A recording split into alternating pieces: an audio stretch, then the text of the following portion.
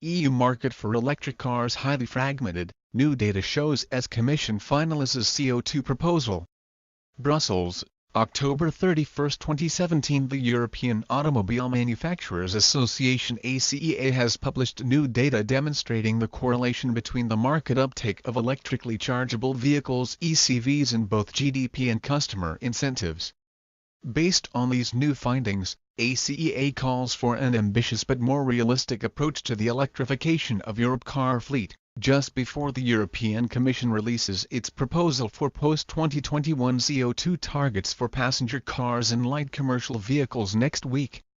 ACEA new data shows that an ECV market share of above 1% only occurs in Western European countries with a GDP per capita of more than 0.000. By contrast, almost half of all EU member states have an ECV market share of 0.5% or lower. In fact, in countries with a GDP below 7,000 the market share remains close to zero, including the new EU member states in Central and Eastern Europe, as well as crisis-torn Greece. Affordability is clearly a major barrier. Our data demonstrates that, even though it is growing, the European market for ECVs remains extremely patchy, which makes it difficult to envisage anything like an EU-wide mandate or crediting system, stated ACEA Secretary-General, Erik Jan Aert. Any people take the Norwegian market as a benchmark. But just like its 4,000 GDP, more than twice the EU average, Norway ECV share of 29% is an exception in Europe. Nobody looks at Greece, for instance, where only 32 electrically chargeable cars were sold last year, Jan Aert explained. His should be a wake-up call for policymakers.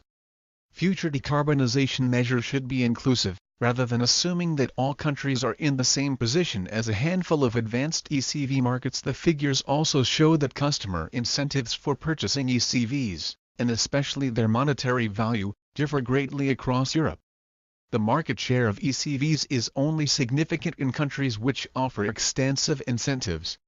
5 EU member states do not offer any incentives at all. Then, though all manufacturers are expanding their portfolios of electric vehicles, we unfortunately see that market penetration of these vehicles is still very low and very fragmented across the EU, Jan Aert said. Consumers looking for an alternative to diesel now often opt for petrol vehicles or hybrid ones, but aren't yet making the switch to electrically chargeable cars on a large scale. In other words, the final product alone, no matter how good it is not sufficient to create demand. As well as harmonized and coherent consumer incentives to stimulate sales, we need more investments in recharging and refueling infrastructure in all EU member states, before we can expect consumers throughout the EU to really embrace alternatively powered vehicles. ACEA members hope that the European Commission upcoming CO2 proposal for cars and light-duty vehicles will take this into account.